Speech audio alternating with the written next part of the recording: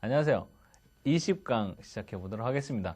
20강까지 오늘하고 수고 많이 했어요. 또 20강에서도 또 우리가 알아두면 좋은 거, 영어에 큰 변화를 줄 만한 거, 영어에 자신을 줄 만한 또 다른 문법 지식을 습득해 보도록 할게요. 역시 부사에 계속 이어지는 부분들입니다. 이 부분에서는 20강에서는 또 어떠한 부사들이 밖으로 드러나고 부사에 어떠한 또 감춰진 내용들이 밖으로 드러나서 우리들의 문법 실력, 영어 실력을 바꿔주는지 한번 경험해 보도록 해요. 부사를 굳이 뭐 이게 제목을 정하자면 부사를 사용하기 위한 실질적인 감각이라고 좀 제 내용을 정하고 싶어요. 예를 들어 이런 케이스예요. 문장의 길이가 별로 길지 않아요. 문장의 길이가 짧습니다. 얘가 주어라 그러고 얘가 동사라 그래요. 얘를 첫 번째 단어라 그러고 얘를 두 번째 단어라 그러면 돼요. 뭐 짧죠, 그죠? 이렇게 짧을 때 지금 시간이 없어요. 시간이 없어서 내가 왜 부사를 사용할 수 있는 실질적인 감각이냐고 왜 말했냐면 문장을 읽고 이게 비동사인지 이게 일반 동사인지 그 다음에 문장의 길이가 짧은지 근데 뭐 이렇게 생각할 시간이 없는 그런 급박한 상황이라고 가정을 할게요. 문장이 별로 길지 않은 이 상황 속에서 부사를 써야 됩니다. 그리고 배운 대로 하면 어디다 써야 돼요? 배운 대로 하면 비동사 뒤 일반 동사 앞에 배운 대로 쓰는 거죠, 그죠? 근데 이건 문법적으로 쓰는 거고 부사의 위치가 세월이 그 엄격했던 부사의 위치가 세월이 지나면서 많이 무너졌다고 그랬잖아요, 그죠? 그럼 어디다 쓰면 돼? 이렇게 문장이 짧을 때는 어디다 써도 아무런 문제가 안 생길까요? 이 뒤에다 써도 괜찮죠. 네. 얼마 멀지 않잖아요. 부사는 이름이 뭐예요? adverb가 부사잖아요. 동사에 더해주는 것, 동사에 보태주는 것이 부사잖아요. 그죠? 문장이 짧으니까 이 부사는 어때요? 뭐 이 정도 거리면 그죠? 뭐 문장이 짧으니까 문장 맨 뒤에 써줘도 동사 조기 있잖아요. 조기. 뭐 저 정도 동사에 못 도와주겠냐 이게. 문장이 짧을 때는 맨 뒤에 자유롭게 써도 실질적으로 아무런 문제가 안 생겨요. 문장의 길이가 길 때가 있습니다. 상당히 길어요. 여기가 주어라 첫 번째 단어라 그러고 얘가 두 번째 단어요. 되게 깁니다. 이렇게 되게 길어요. 문장이 굉장히 길죠. 그죠? 여기서 문장이 끝났어요. 이론적으로 하면 그동안에 배운 우리가 문법적으로 하면 그동안 배운 이론에 맞추자면은 부사를 어디 쓸 수 있다 그랬어요? 부사는 그 위치가 자유롭다 그랬죠. 모든 명사 앞을 제외하고는 자유롭게 쓸 수가 있다 그랬어요. 그러면 문장 맨 뒤에 쓸 수 있어요, 없어요? 그동안 우리가 배운 부사의 색깔을 볼 적에 얘도 맨 뒤에 썼잖아요. 그러니까 얘도 맨 뒤에 쓸 수 있어요, 없어요? 이론적으로 말하자면 쓸 수 있다 이게야. 부사에 쓰는 위치가 자유로운 자유로운 분위기로 볼 적엔 쓸 수 있습니다. 그러나 여기다 써서는 곤란합니다. 왜 그럴까요? 부사는 그 이름이 뭐예요? 그 이름이 adverb라니까요. 그 이름이 부사, 동사에 더해주게요. 이렇게 멀리 떨어져서야 얘가 얘를 제대로 도와주겠냐는 얘기예요. 이렇게 멀리 떨어져서 이 말을 듣는 사람이 이 부사가 이 동사랑 관계가 있다라고 어떻게 인식을 하겠어요? 한참 기다려야 되잖아요. 혹시라도 사고로 여기에 동사 하나가 들어가게 되면 이 뒤에 있는 부사는 이름이 부사죠. 동사에 더해주는 거고 동사에 보태주는 거니까 얘는 가장 가까운 동사와 연결되게 돼 있어요. 혹시라도 사고로 여기에 다른 동사 하나가 들어가게 되면 얘는 바로 어디로 연결되나요? 얘는 바로 이쪽으로 연결된다는 얘기죠. 원래 취지는 얘를 도와주는 게 원래 취지였지만 너무 거리가 멀었기 때문에 안 보여요. 다른 동사가 눈에 보이기 시작하면 얘는 그 동사랑 연결이 되어 있다라고 미국 애들은 생각한다는 얘기죠. 문장이 길 경우에는 이론적으로는 뒤에 쓸 수 있습니다. 위치가 자유로우니까. 그러나 실질적인 현장에 들어가게 되면 이렇게 문장이 긴 경우에는 뒤에 쓰지 않죠. 그죠? 그럼 어디다 쓰나요? 원래 전형적인 부사 위치를 찾아주죠. 비동사 뒤 일반 동사 앞이라는 전형적인 부사 위치를 찾아주죠. 그죠? 그 다음에 문장의 길이가 적당한 케이스가 있어요. 별로 길지도 않고 짧지도 않고 적당합니다. 첫 번째 단어, 두 번째 단어. 문장의 길이가 적당하죠. 이때 부사 위치 어디 가능하나요? 문장의 길이가 적당하니까 맨 뒤에 써도 그렇게 무리가 안 되리라고 봅니다. 그 다음에 또 어디 가능해요? 비동사 뒤 일반 동사 앞에 찾아 써줘도 괜찮죠. 그죠? 이거를 1번 케이스라고 치고 이걸 2번 케이스라고 볼게요. 얘를 3번의 경우라고 볼게요. 우리한테 지금 어떤 상황이 주어졌냐면은 지금 급해요. 지금 이제 라이팅 시험을 봤는데 이제는 라이팅이 중요한 시대가 됐잖아요. 라이팅을 잘해야 영어를 잘하는 때가 됐다고. 그러니까 라이팅 시험을 보는데 지금 시간이 없어요. 이제 뭐 한 30초 남았어요. 부사를 써야 됩니다. 부사 하나 써서 글을 좀 멋있게 만들고 싶은데 지금 이게 비동사인지 일반 동사인지 이 정도 길이면 길이가 적당한 건지 이 정도 길이면 길이가 짧은 건지 뭐 이 정도 길이면은 뭐 아무 데나 써도 되는지 뒤에다 쓰는지 이걸 생각할 시간이 없어요. 지금 썼다 그러면 무조건 맞아야 돼요.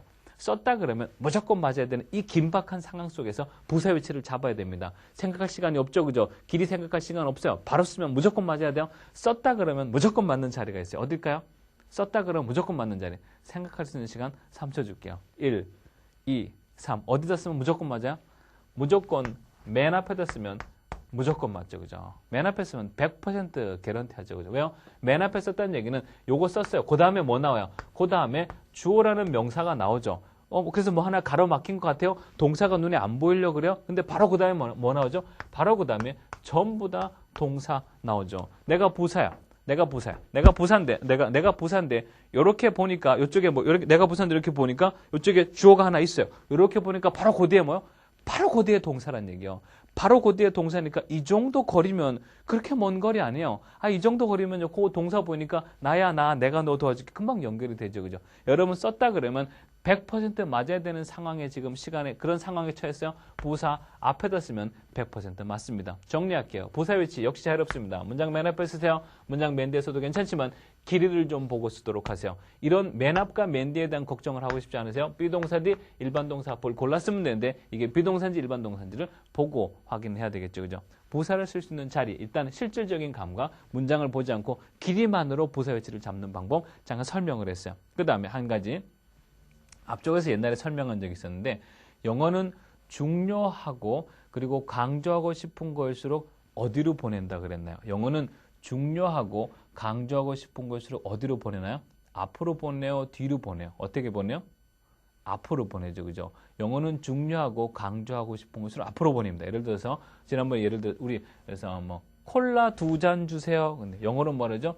2 cokes 숫자가 앞에 나오죠. 그죠? 영어는 중요하고 강조하고 싶은 앞으로 보내죠. 그죠? 선생님 그러면은 여기 지금 부사 앞에다 썼죠.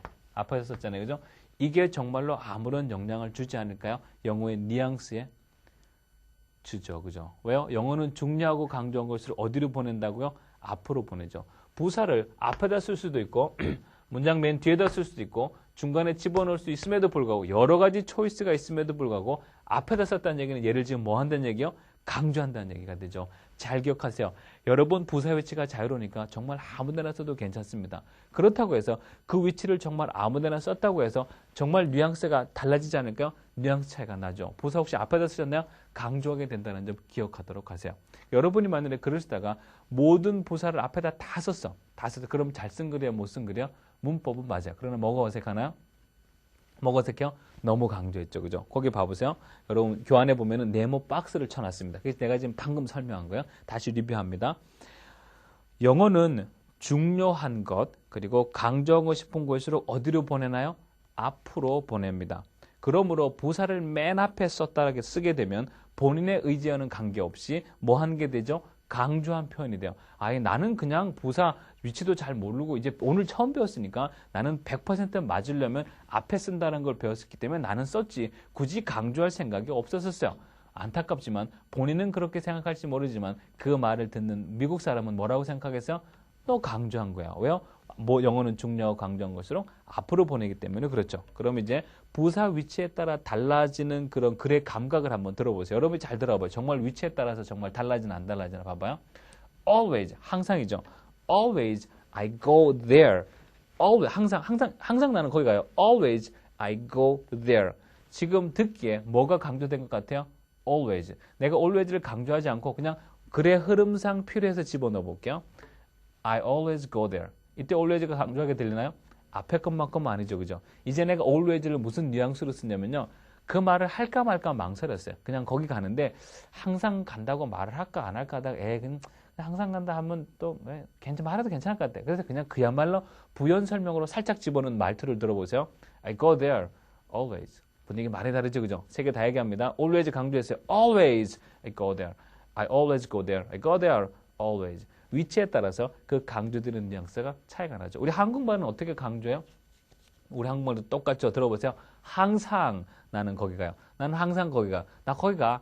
항상. 위치에 따라 조금 달라지죠. 그죠? 근데 우리 한국말은 강조하는 방식이 하나 더 있습니다. 영어는 그 자리를 정해서 강조하기도 하지만 한국말, 우리 한국 사람이기 때문에 좋아하는 강조 방식이 하나 있어요. 뭘까요? 우리는 소리를 지르거나 반복을 합니다. 그래서 우리는 밥 먹어, 밥.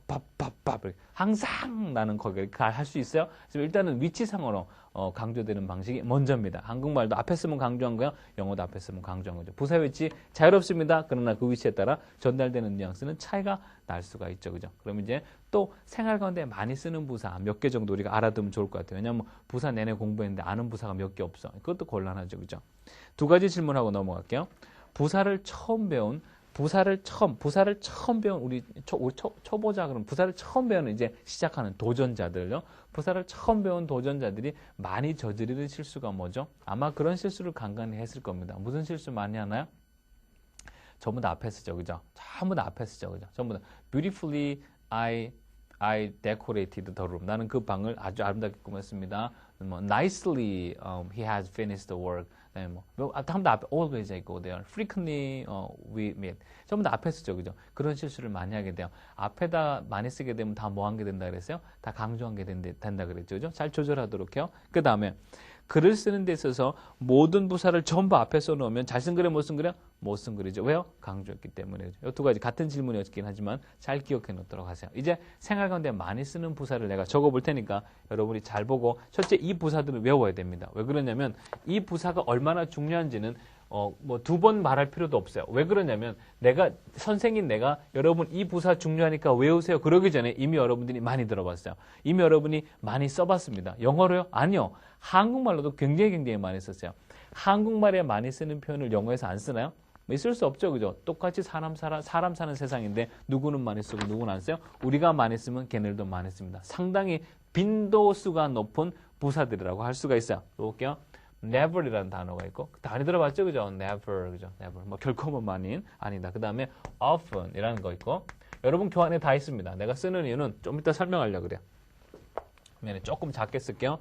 never 있고 그 다음에 often, 그 다음 usually, 그 다음 seldom, 그 다음 sometimes,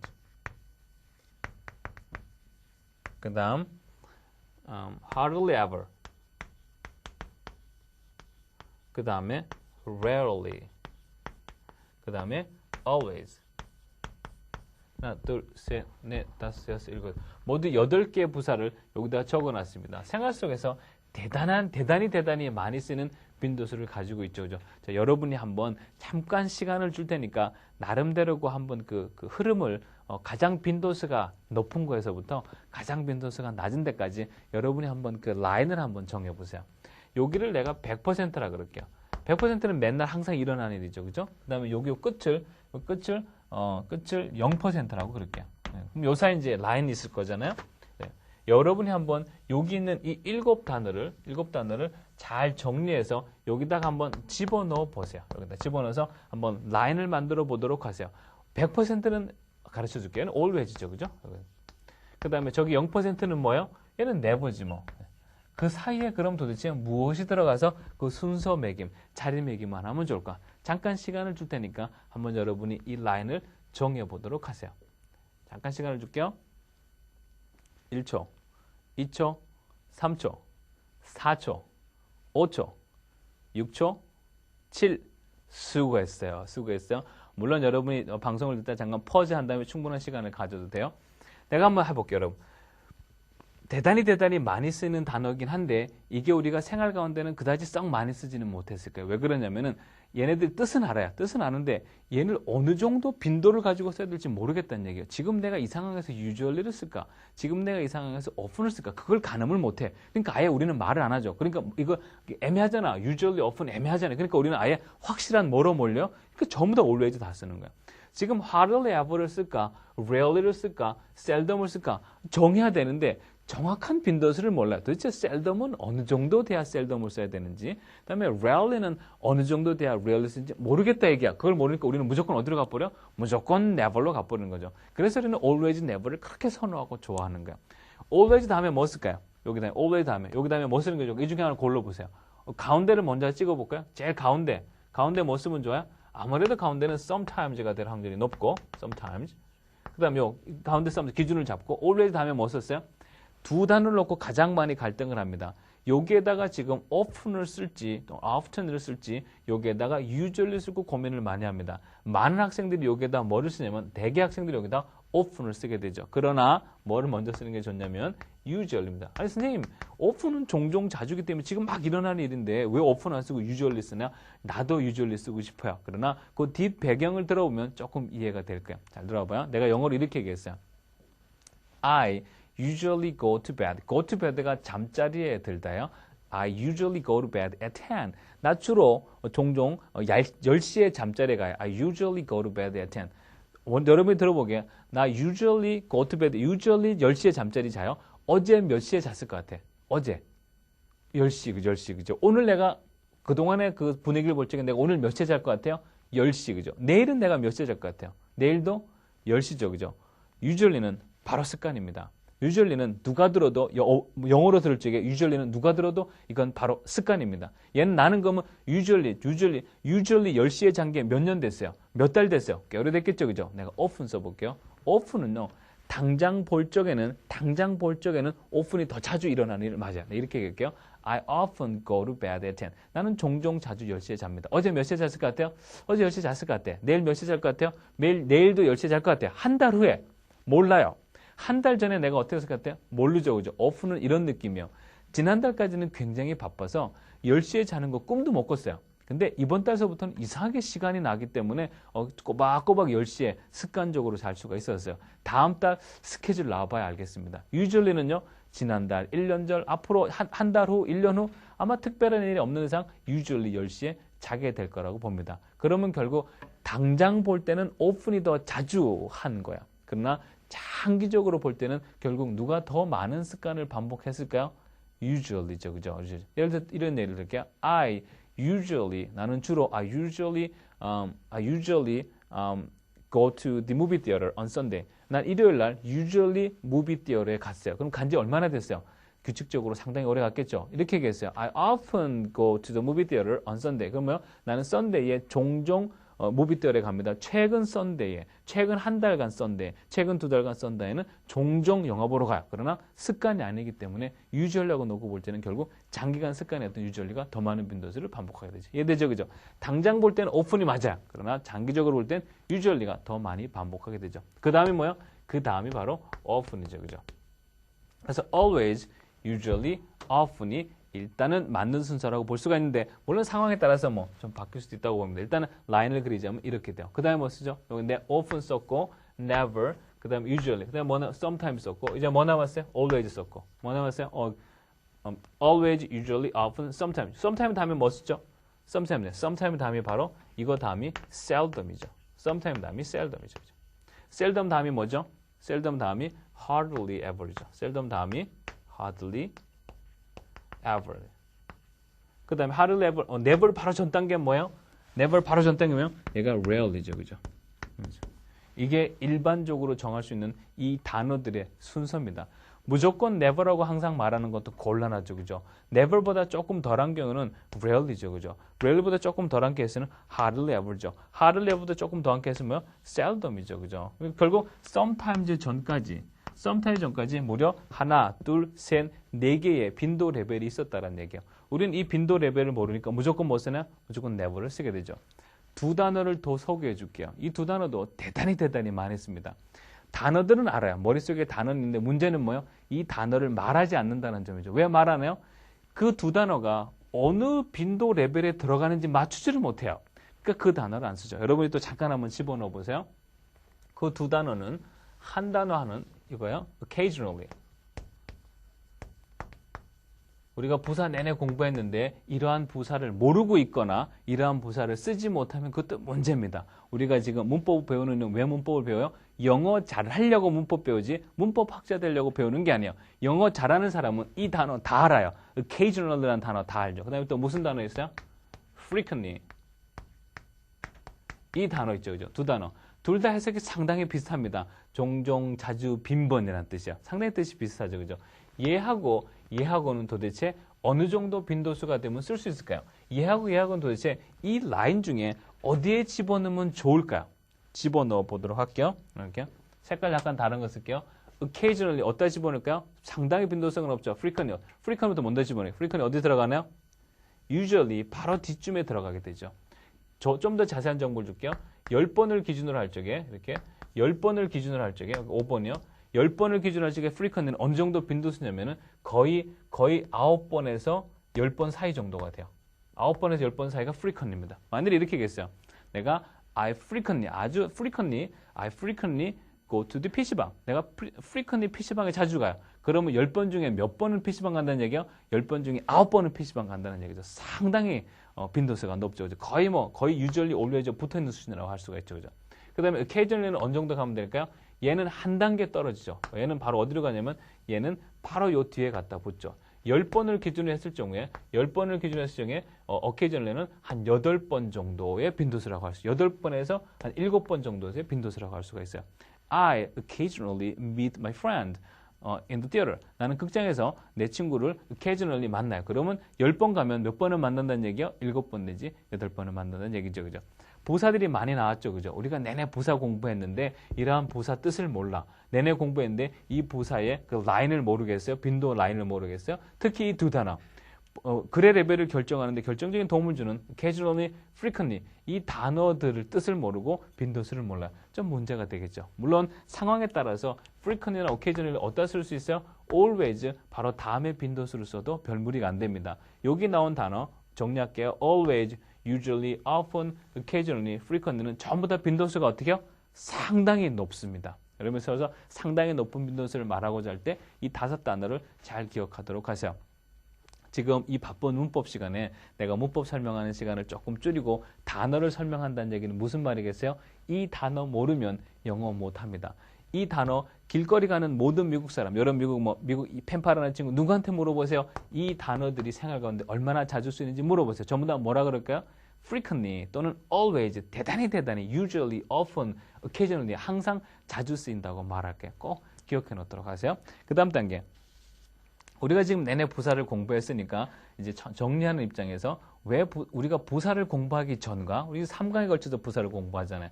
부사를 공부하기 전과 부사를 공부한 후에 뭔가 우리 영어에 변화가 있어야 되는데 구체적으로 무슨 변화를 목적으로 공부를 했을까? 봐봐요. 부사를 사용하는 진짜 이유가 뭘 것 같아요? 이게 그 질문이야. 부사를 왜 사용할까요? 이게 중요하지 않으면 사용하지 않겠지, 미국 아이들이. 부사를 사용하는 진짜 이유가 뭘까요? 미국 아이들이 부사를 쓸 때 무슨 마음을 가지고 쓸까요? 다시 질문하면 우리 부사 왜 쓸까요? 부사 공부 왜 했어요? 정말 동사 수식해 주려고 부사를 공부했을까요? 절대 아닙니다. 물론 절대 아닙니다. 물론 동사 수식하려고 부사를 공부하긴 했죠. 그러나 부사를 공부하게 된 정말 이유는 다른 곳에 있어요. 왜요? 우리가 영어 잘하려고 부사 공부했잖아요. 그럼 부사 공부하면 영어 잘한다는 얘기잖아요. 그죠? 어떻게 잘하게 된다는 얘기요? 내가 문장을 얘기를 할 테니까 하나는 부사가 안 들어갔어요. 하나는 부사가 들어갔습니다. 잘 듣고 어느 쪽이 글의 레벨이 높은지를 얘기해 주시면 돼요. 봐봐요. I am happy. I am happy. 나 행복해요. 글의 레벨이 1, 2, 3등급으로 나누면 1등급부터 좀 나눈다고 하시면 I am happy는 몇 등급 줄까요? 레벨 몇 줄까요? 쉽죠, 그죠? I am happy. 레벨 1이지 뭐. 내가 부사 집어넣어 볼게요. I am. 여러분 교환해 보면은 그 단어와 뜻이 나와 있을 거예요. I am extremely happy. extremely가 뭐죠? 극도로란 뜻이요. 나도 감당할 수 없을 정도란 얘기죠. I am happy하고 I am extremely happy하고 어느 게 더 글의 레벨이 높아요? I am extremely happy. 그러면 I am happy가 레벨 1이라고 쳐요. 그럼 I am extremely happy는 레벨 몇죠? 레벨 2? 아니죠. 레벨 한 4 정도 되겠죠. 그죠? 그 다음 거 봐볼게요. It is true. 이게 사실이에요. It is true. 그거 사실이에요. 레벨 몇 줄까요? It's true. 레벨 1 줄게요. 레벨 1. 부사 집어넣어 볼게요. It is absolutely true. absolutely가 뭐죠? 명백하게 틀림없이. It is absolutely true. 레벨 몇 줄까요? 레벨 한 4, 5 정도죠. 그 다음에 He said yes. 걔가 응, yes라고 말했어요. He said yes. He said yes. 레벨 몇 줄까요? 레벨 2. 내가 부사 집어넣어 볼게요. He reluctantly said yes. reluctantly가 무슨 뜻이에요? 마지못해서 어쩔 수 없이. He reluctantly said yes. 이건 뭐죠? 레벨 몇 줄까요? 벌써 reluctantly라는 부사의 레벨이 상당히 높습니다. 이건 레벨 한 5 정도 줘도 무난할 것 같아요. 하나 더 해볼게요. It takes. 그게 걸립니다. It takes 20 minutes. 그게 20분 걸립니다. 부사 집어넣어 볼게요. It takes approximately 20 minutes. 레벨이 어느 게 높아요? 뒤가 더 높아요. approximately가 무슨 뜻이에요? 약 대략이라는 뜻이에요. It takes 20 minutes. 좀 길게 썼으니까 레벨 3 줄게요. 부사 집어넣는 거. It takes approximately 20 minutes. 이거는요. 이건 레벨 6 줘도 돼요. 문장 길죠? 화려한 부사 썼죠. 하나 봐봐요. The man answered. 이건 레벨 1이야. 이건 뭐 The man, 그 남자가 answered 대답했습니다. 레벨 1이죠. 그죠? 부사 집어넣어 볼게요. The man inconsistently. inconsistently가 뭐죠? 불일치하게 왔다 갔다 했다는 얘기예요. The man inconsistently answered. 레벨 몇 줄까요? 레벨 4예요. 왜요? inconsistent이라는 단어 레벨이 높다는 얘기. 이 부사 레벨이 높아요. 그 다음에 너무 쉬운 거. I went. 레벨 몇째요? 뭐 이건 뭐 레벨 1이죠. 그죠? I went. 내가 갔어요. 부사 집어넣어 볼게요. I immediately went. immediately가 뭐죠? 즉시로, 당장에, 즉각적으로. I immediately went. 어느 게 레벨이 높아요? 뒤에 게 높죠. I went 레벨 1. I immediately went는요. 레벨 한 4, 5. 그 다음에 It is important. It is important. 그것은 중요합니다. 레벨 몇요? 레벨 1. 그죠? 내가 부사 집어넣어 볼게요. It is historically important. historically가 무슨 뜻이에요? 역사적으로요. It is historically important. It is important. 레벨 1. It is historically important. 레벨 5죠. 그죠? 부사를 쓰고 나면 글의 레벨이 조금 올라가는 게 아니에요. 레벨 1에서 레벨 2가 되는 게 아니에요. 레벨 1에서 레벨 3이 되는 게 아니죠. 레벨 4, 5 꽁충꽁충 뜁니다. 이 사실을 누구는 잘 알아요? 원어민 아이들, 영어권 아이들 너무너무 잘합니다. 부사의 레벨이 글의 레벨을 결정할 정도로 여러분의 글에 결정적인 역할을 하죠. 두 개 더 해볼게요. It was high. 그게 높았어요. It was high. 그게 높대요. 이건 레벨 많이죠. 그죠? 부사 집어넣어 볼게요. 그럼 결국 그 부사의 레벨이 글의 레벨을 결정한다는 얘기예요. 들어보세요. It was high. 그 다음에 부사를 써서 글의 레벨을 높입니다. It was geographically high. geographically가 뭐죠? 이 지리학적으로요. 지형적으로요. 내가 it was high라는 문법, 단어 순서를 조금도 안 바꿨어요. 기존의 레벨 1의 문장을 그대로 유지하는 상태에서 뭐만 집어넣어요? 부사만 집어넣어요. 근데 글의 레벨이 어떻게 돼요? 껑충 뛰죠. 그죠? It was geographically high. 대단히 잘 쓴 거래요. 마지막 하나요. They select. 그들이 선택했대요. 그들이 select 선택했어요. 이건 너무 쉽죠. 레벨 1이요. 내가 부사 집어넣습니다. 이 부사 레벨에 따라서 글의 레벨이 결정될 거예요. 그들은 선택했는데 어떻게 선택했어요? They democratically. democratically가 뭐죠? 민주적으로요. They democratically select. 벌써 글의 레벨이 어떻게 돼요? 차이 크죠? 그죠?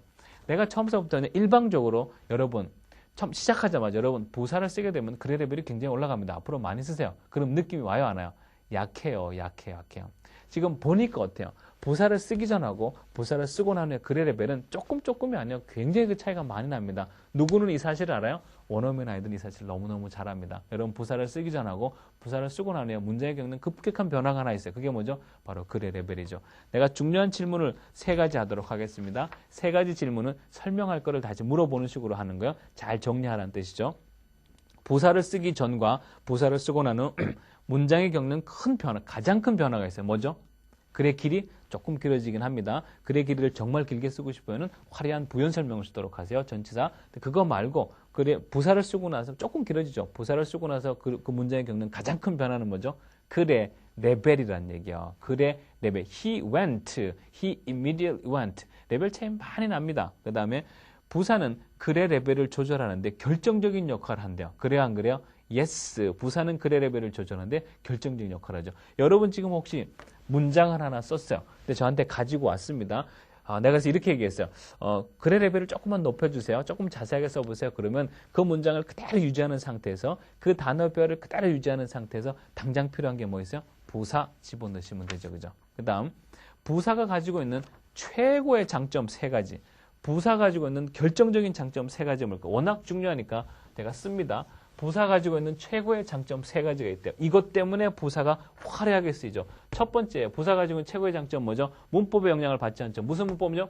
끼워 넣기죠. 부사는요. 어디다 끼워 넣어요? 비동사 뒤 일반 동사 앞에 끼워 넣습니다. 그죠? 두 번째, 부사는 어떤 장점을 가지고 있어요? 썼다 그러면 글의 레벨이 어떻게 돼요? 글의 레벨이 낮아져 높아져? 무조건 업되죠. 그죠? 세 번째, 어떤 장점이 있어요? 부사는 그 쓰는 자리가 어떻게 돼요? 자유롭죠. 그죠? 자유롭죠. 이게 자유로운 위치죠. 그죠? 자유로운 위치. 이게 부사 가지고 있는 최고의 장점 3가지입니다. 이걸 영어권 아이들이 쓰겠어요? 안 쓰겠어요? 대단히 많이 쓰죠. 그죠? 쓰는 위치가 자유롭습니다. 아무 데나 써도 문법적인 영향을 받지 않아요. 글의 레벨 썼다 그러면 글의 레벨, 부사 썼다 그러면 글의 레벨은 무조건 올라가게 돼 있어요. 내려가는 법이 없죠. 그죠? 그 다음에 혹시라도 자유롭게 쓰고 싶지 않아요? 그럼 이미 부사 쓰는 자리는 문법적으로 정해져 있죠. 그죠? 그 다음에 또 한 가지 장점이 있어요. 무슨 장점요? 부사는 그 단어들이 널려 있습니다. 부사는 그 단어들이 널려 있어요. 선생님 무슨 말이에요? 어디에 널려 있어요? 형용사에 그 단어들이 널려 있게 되죠. 그죠? 오늘의 키 포인트 두 가지입니다. 첫 번째, 부사를 썼다 그러면 무조건 글의 레벨이 어떻게 되나요? 높아지게 되죠. 그죠? 그리고 적어도 부사를 공부했다 그러면 아까 했었던 그 빈도 부사 있죠. 그죠? 그 빈도 부사들은 꼭 기억해서 외우도록 하고 특히 frequently, occasionally 같은 그런 그 위치가 애매한 것들은 잘 기억했다가 라이팅 때 일부러, 스피킹 때 일부러라도 써보도록 하세요. 수업 듣느라고 수고 많이 했습니다. 여기까지 하도록 하겠습니다. 수고했어요.